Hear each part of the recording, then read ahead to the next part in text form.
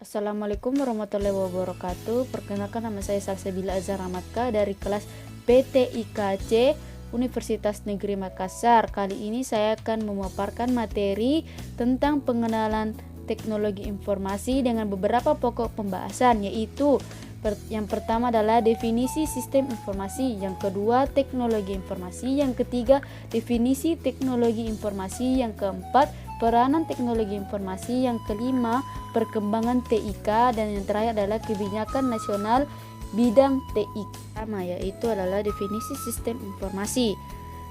Ada beragam definisi sistem informasi menurut para ahli. Yang pertama adalah menurut Alter.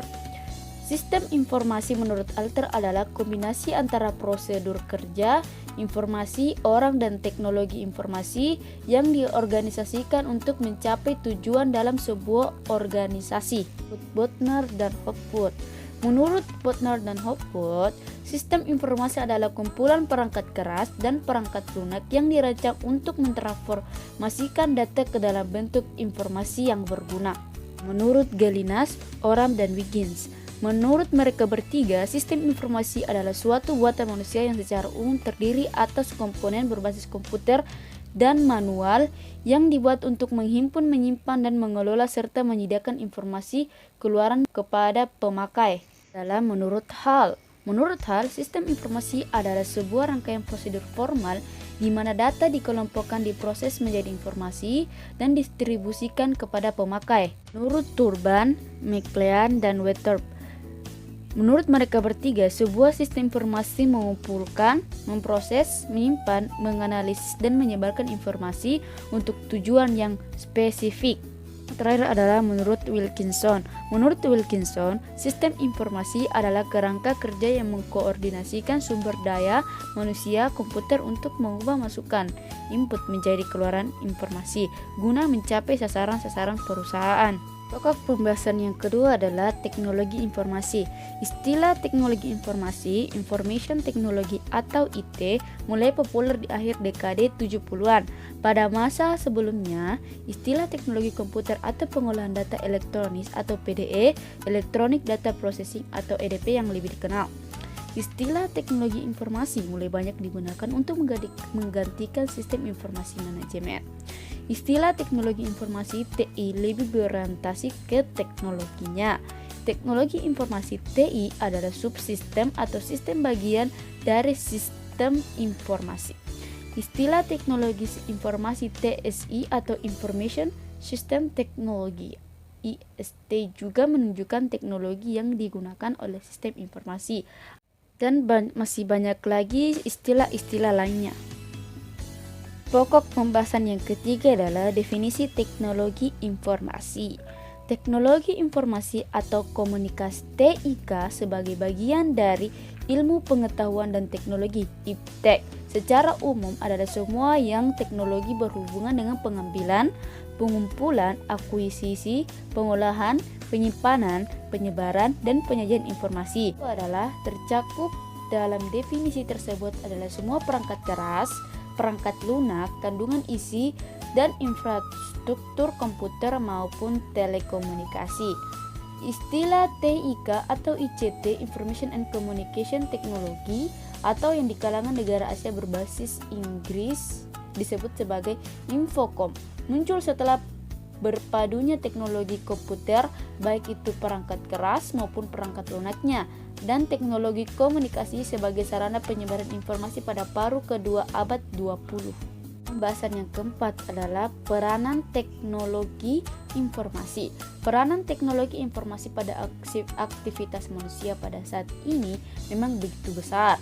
Teknologi informasi telah menjadi fasilitator utama bagi kegiatan-kegiatan bisnis, memberikan andil besar terhadap perubahan yang mendasar pada struktur operasi dan manajemen organisasi. Berkat teknologi ini, berbagai kemudahan dapat dirasakan oleh manusia. Contoh dari hasil penerapan teknologi informasi adalah pengambilan uang melalui ATM, anjungan tunai mandiri, transaksi melalui internet yang dikenal dengan e-commerce atau perdagangan elektronik, transfer uang melalui fasilitas e-banking yang dapat dilakukan dari rumah, dan lain-lain. Yang kelima adalah perkembangan TIK. Bila dilihat ke belakang, terdapat beberapa tonggak perkembangan teknologi secara nyata memberi sumbangan terhadap eksistensi TIK saat ini. Pertama adalah temuan telepon oleh Alexander Graham Bell pada tahun 1975. Temuan ini kemudian ditindaklanjuti dengan penggelaran jaringan telekomunikasi dengan kabel yang melilit seluruh daratan Amerika. Bahkan kemudian diikuti pemasangan kabel komunikasi transatlantik. Inilah infrastruktur masif yang pertama yang dibangun manusia untuk komunikasi global. Memasuki abad ke-20, tepatnya pada tahun 1910 sampai 1920 terrealisasi transmisi suara tanpa kabel melalui siaran radio AM yang pertama. Komunikasi suara tanpa kabel segera berkembang pesat dengan kemudian bahkan diikuti pula oleh transmisi audiovisual tanpa kabel yang berwujud siaran televisi pada tahun 1940-an. Komputer elektronik pertama beroperasi pada 1943 yang kemudian diikuti oleh tahapan dan rangkaian terpadu Integrated Electronics pada tahun 1957. Pokok pembahasan yang keenam adalah kebijakan nasional bidang TI. Menyadari pentingnya TIK sebagai bidang yang berperan besar dalam pembangunan nasional, Kementerian Negara Riset dan Teknologi memberikan arahan sektor-sektor yang diprioritaskan untuk dikembangkan melalui riset. Antara lain yang pertama adalah infrastruktur informasi.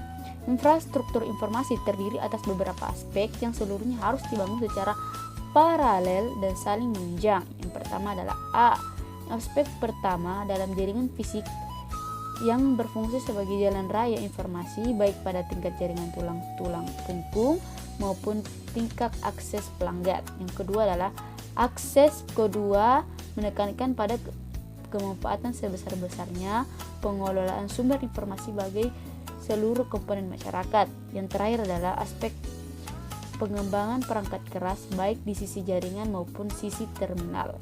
Yang kedua adalah perangkat lunak. Pengembangan perangkat lunak diarahkan pada realisasi sistem aplikasi yang mampu menunjang proses transaksi ekonomi yang cepat dan aman serta pengambilan keputusan yang benar dan cepat. Harga yang terjangkau dalam daya saing yang tingkat internasional merupakan salah satu kriteria yang dipersyaratkan khususnya mendukung kebijakan substitusi impor. Yang ketiga, kandungan informasi, information content. Kegiatan pengembangan kandungan informasi, information content bertujuan melakukan penataan, penyimpanan, dan pengelolaan informasi yang diperlukan untuk meningkatkan efisiensi proses pembangunan, perorganisasian, pencarian, dan distribusian informasi. Keempat, pengembangan SDM dan kelembagaan. Dalam kelembagaan sumber daya manusia SDM diperlukan upaya peningkatan kemandirian dan keunggulan yang salah satunya adalah mengembangkan sistem pendidikan dan pelatihan untuk membentuk keahlian dan keterampilan masyarakat dan peneliti dalam bidang teknologi yang strategis serta mengantisipasi timbulnya kesenjangan keahlian sebagai akibat kemajuan teknologi, khususnya teknologi informasi dan komunikasi. Kelima, pengembangan regulasi dan standarisasi. Kementerian Negara Riset dan Teknologi. Program kajian regulasi meliputi penyusunan undang-undang dan penyempurnaan berbagai kebijakan terkait bidang teknologi informasi, komunikasi, dan broadcasting. Salah satunya adalah penyempurnaan cetak biru telekomunikasi dan UU dan Undang-Undang Telekomunikasi Nomor 36 Tahun 1999 yang sudah mulai ketinggalan dengan perkembangan teknologi dan tuntutan masyarakat. Tadi pemaparan materi dari saya tentang pengenalan teknologi informasi. Mohon dan kurangnya mohon dimaafkan. Wassalamualaikum warahmatullahi wabarakatuh.